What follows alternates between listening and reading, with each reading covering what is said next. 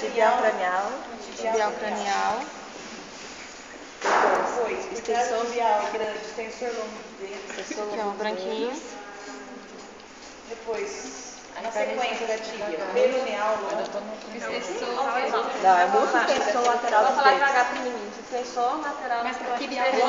longo dos dedos, crânio tibial, grande. Cranial longo.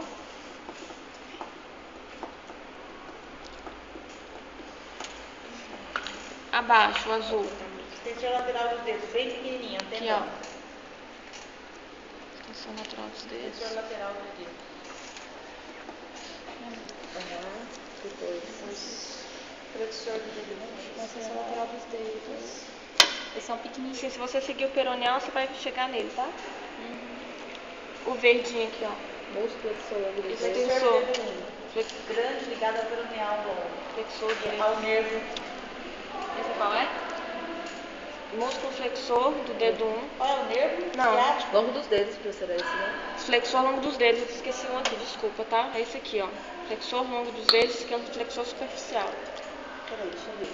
Onde Esse é? não estava aqui, E não. onde está o flexor do dedo? Ah, superficial, tá. Flexor do dedo 1.